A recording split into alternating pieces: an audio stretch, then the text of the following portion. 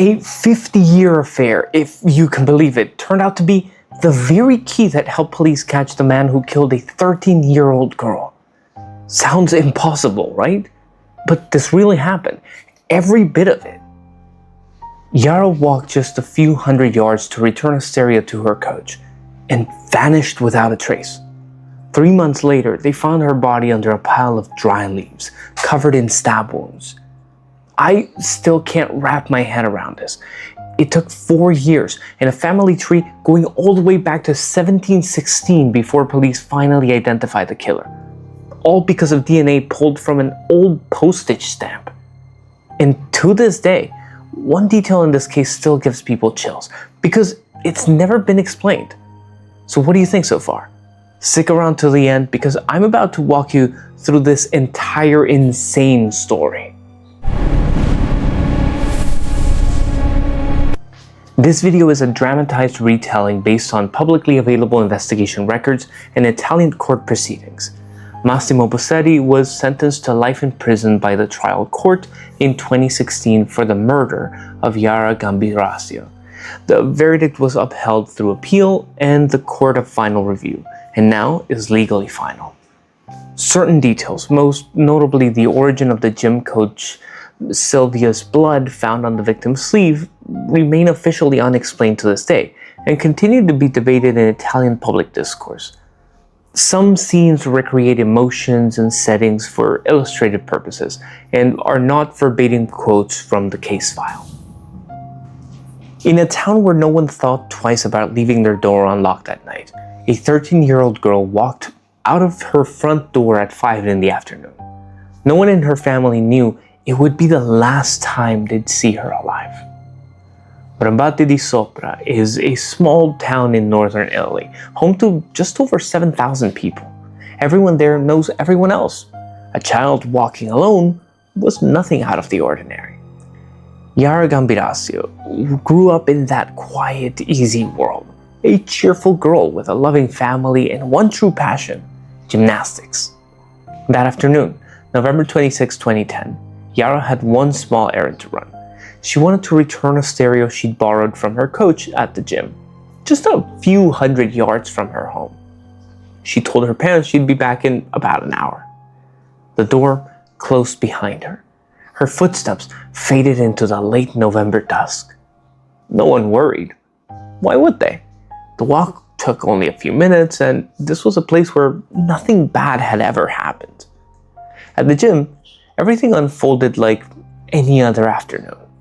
Her coach confirmed she arrived around 5:30. Her friends remembered chatting with her, watching her run through a few exercises, then saying goodbye. Nothing seemed out of place. Nothing hinted that this would be the last evening of a 13-year-old girl's life. At 6:44 p.m., Yara sent a text to a friend. It was the last signal the world would ever receive from her. After that, nothing. No calls answered, no more text sent, not a single footprint of her spotted on the walk home. A walk that on foot should have taken less than 5 minutes. Few people stop to consider this, but the absolute safety of a small community is sometimes not a shield at all. It simply lulls people into forgetting to stay alert. And on that very evening, in a town where no one imagined anything bad could happen, something did. By 7 p.m., with Yara still not home, her parents started calling. The phone rang. It went to voicemail. No one answered. A call rang out into empty silence at 7:11 p.m. And from that moment on, one of the longest, most expensive investigations in modern Italian history officially began. Yara's parents didn't wait. They went straight to the police station. The case was handed to an investigative team in a nearby city, led by a detective named Letizia Ruggeri. Ruggeri wasted no time. She sent officers to that town the same night, called in additional support from the military police, and began reconstructing Yara's final movements, step by step. The coach's statements, the friend's statements, the 6:44 text message, it all came together into a timeline, and that timeline had a gap. sitting right between the gym and a house just a few hundred yards away. But no one knew that inside that gap sat a small detail, still waiting to be dug up. A few residents near the sports complex later said that evening they'd seen a girl who looked like Yara talking to two strange men beside a red car. It sounded on the surface like it could crack the whole case wide open, but police were never able to confirm if it was real. It just hung there, an unnamed shadow following the story all the way through. Meanwhile, a massive search operation was launched. Police, the military, firefighters, hundreds of volunteers fanned out across the streets, fields, and riverbanks. Search dogs were brought in to track Yara's scent from her belongings, but instead of leading back towards her house, the way she would have gone, the dogs pulled in the opposite direction entirely, towards a small town called Mapello, several kilometers away. Investigators didn't understand it at the time, but they'd soon realized that strange direction wasn't a mistake at all. The question that hung over everyone from that very first night was this: how does a girl vanish on a walk of just a few hundred yards, yet leave a trace somewhere so far away? The answer, it turned out, was sitting inside her own phone. To find one missing girl, Italian police were about to do something with no precedent. Listen through the recorded calls of 15,000 phone numbers. Location data showed Yara's phone had connected to a cell tower in Mapello just 5 minutes after her last text. Given the distance, a 13-year-old could never have walked there. There was only one explanation: Yara had been taken there in a car. The kidnapping theory, once just a vague possibility, was now the leading line of investigation. But to find out who was behind the wheel, police had to trace every phone signal that touched Mapello that evening. 15,000 numbers, hundreds of thousands of hours of recordings. A dedicated team was assembled with one job: listen, filter, and flag anything that sounded suspicious. But the workload was so massive that calls were only reviewed days after they were made. No one on the team realized that small delay was about to trigger one of the most shocking turns in the entire case. Day after day, the ground search continued. No results. Ruggeri felt her hope draining away. Then, buried in thousands of hours of recordings, one sentence stopped the whole team cold. A man, in a private phone call, said to someone, "Forgive me, Lord, I didn't kill her." No one in the room could believe what they just heard. A name was identified immediately. That man's identity was about to make headlines across all of Italy. "Forgive me, Lord, I didn't kill her." One sentence was all it took to turn an unknown man into the nation's prime suspect. That man was Mohammed Ficker, a construction worker who lived in the very town where Yara's phone signal had gone silent. But there was a problem. Because of the delay in processing the recordings, by the time police zeroed in on Ficker's name, he had already left Italy, aboard a train bound for Morocco. Authorities didn't hesitate. They ordered the train intercepted at sea. Ficker was brought back to shore, utterly bewildered, and when police searched his car, they found something that sent suspicion crashing down on him harder than ever: a mattress in the trunk, stained with blood. Within hours, the news has spread across all of Italy. Millions believed Yara's kidnapper had finally been caught, but no one knew the truth was about to flip completely. Lab results came back with something no one expected. The blood on the mattress wasn't Yara's. It wasn't even human. And that suspicious phone call, once properly translated from Ficker's native language, it turned out to be completely innocent. A simple translation error had nearly destroyed an innocent man's life. Ficker was released. But the cost to him wasn't small. His name and photo had already been displayed across every newspaper in the country before he'd even had time to understand what was happening to his life.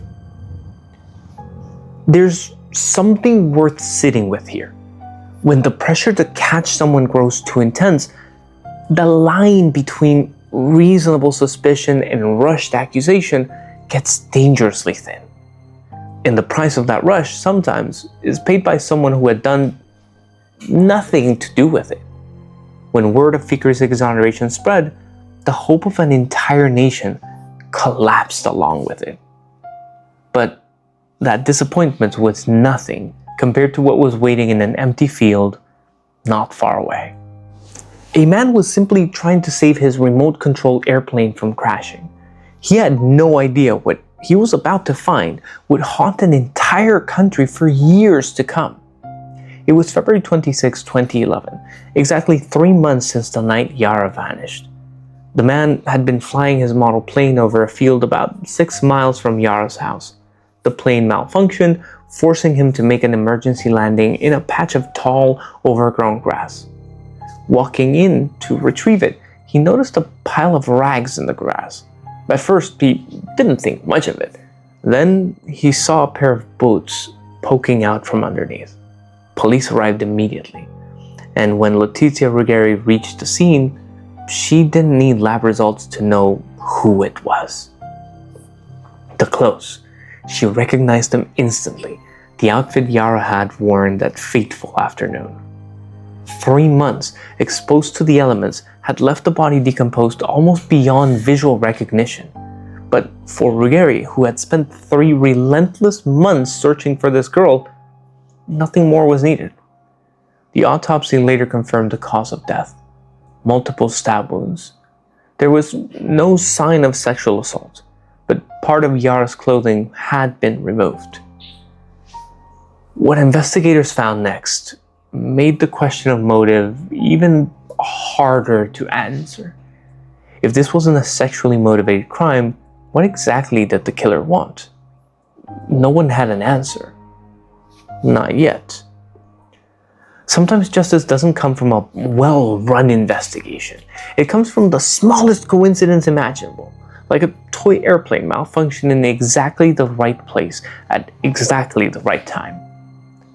But on what remained of Yara's body after 3 months, forensic scientists found something impossibly small, almost invisible. And that something would become the single most important lead in what turned into a years-long pursuit for Italian forensic science.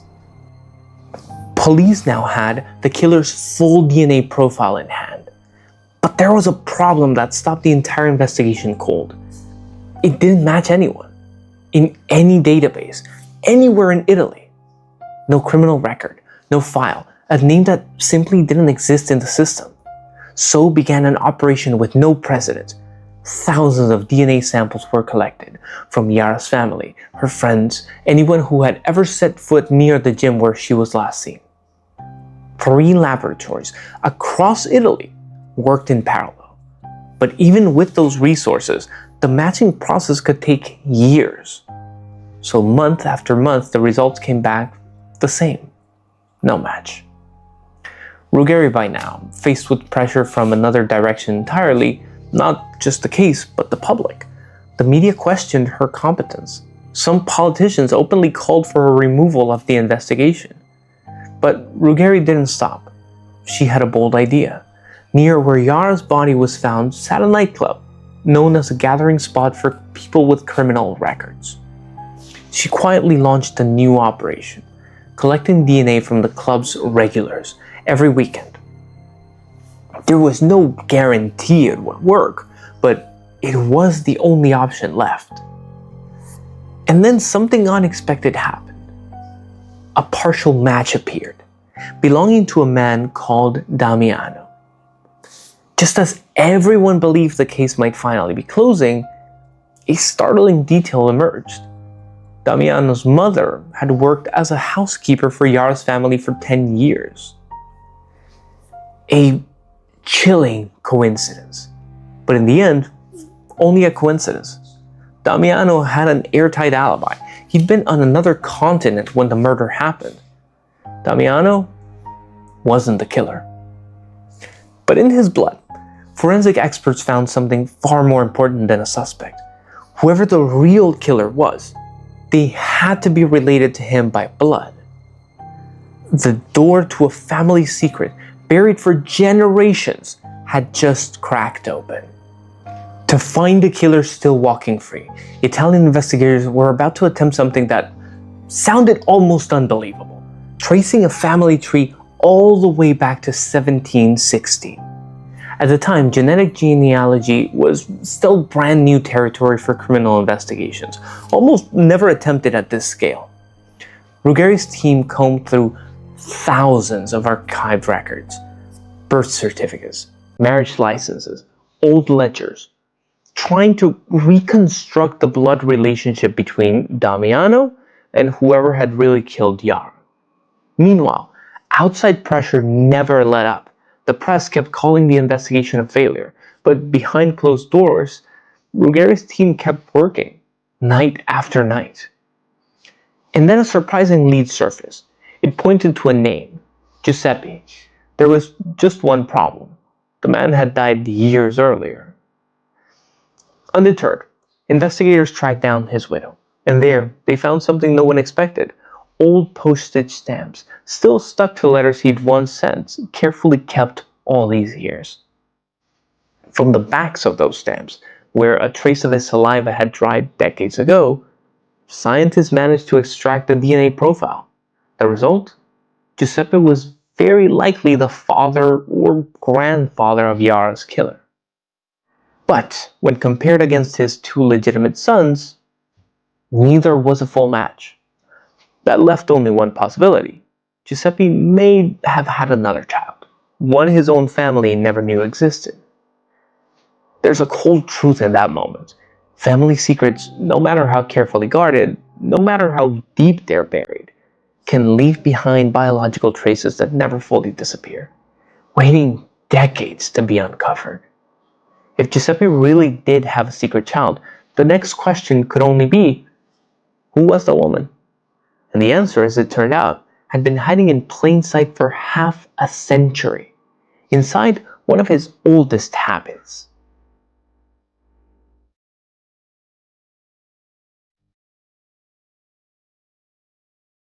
Every May, going back to the 1960s, Giuseppe quietly disappeared from home for exactly 2 weeks. Alone. No wife, no children. For all those years, no one in his family ever asked why.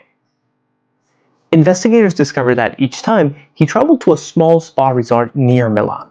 They obtained the guest registry spanning decades. It was a mountain of data. Hundreds of women's names, any one of whom could be the answer police were searching for. Then the information leaked to the press, and once the theory of a secret child spread across Italy, something no one anticipated happened. Journalists nationwide began independently hunting down children born from secret affairs. They found far more than they expected. Meanwhile, the official investigation carried on, slow and patient. By the summer of 2014, a name surfaced, Esther Arsufi. And here the story took a turn no one saw coming. Digging back through the files, investigators discovered Esther's DNA had actually been collected 2 years earlier, but it had been compared against the wrong sample, against Yara's DNA instead of the killer's. A small oversight, one that delayed the truth for 2 full years. When the DNA was compared correctly, the truth emerged. Esther was the killer's biological mother. The affair Giuseppe had carried in secret for 50 years had finally been exposed. Not through a confession, but through his own DNA, left behind decades earlier. It wasn't technology that cracked this case open. It was a very human mistake. A small lab error. The very thing that almost kept this truth buried forever. Esther had 3 children, including a set of twins, a boy and a girl. And among them was a man living what looked like a completely ordinary life.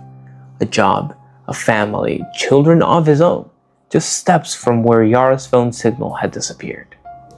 He was a husband, a father, a hard-working construction worker, living in the very town where this entire story began.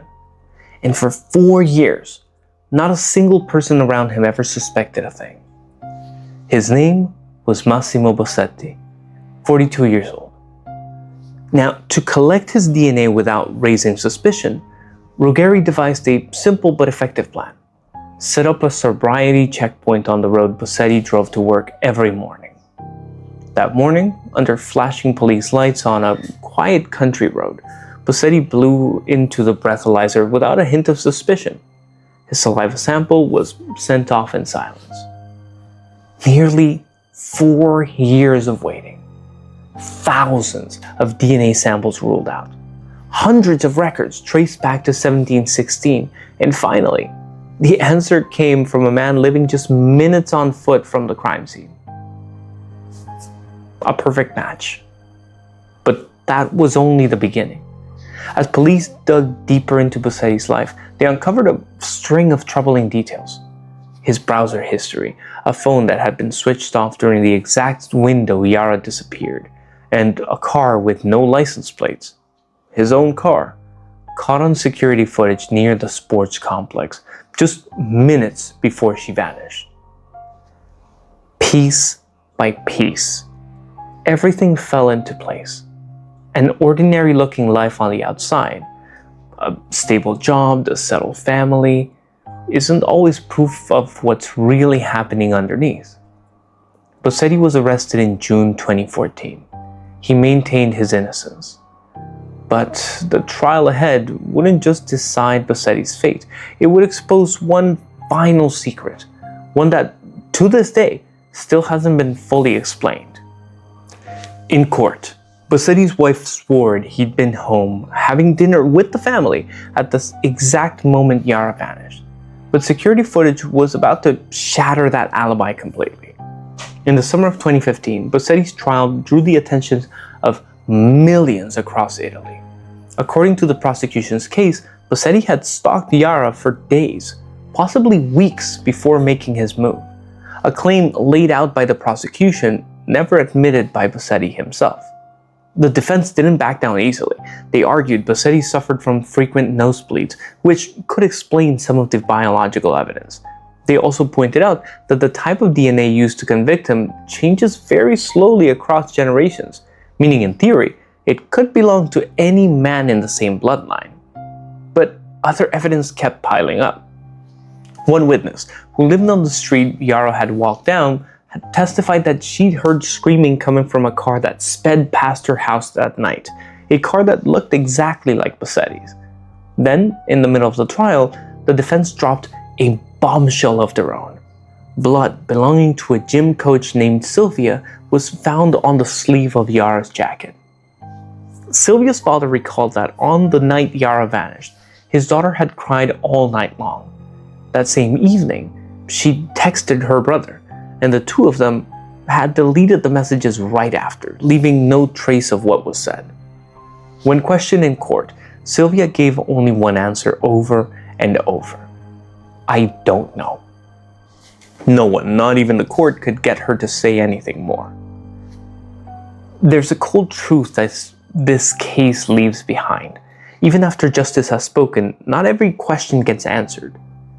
Some darkness people simply have to learn to live with, rather than wait for a truth that may never fully arrive. The jury eventually delivered its verdict, but that verdict wasn't the end. It was only the beginning of one final truth, one more painful than anything the Bossetti family had ever braced themselves for.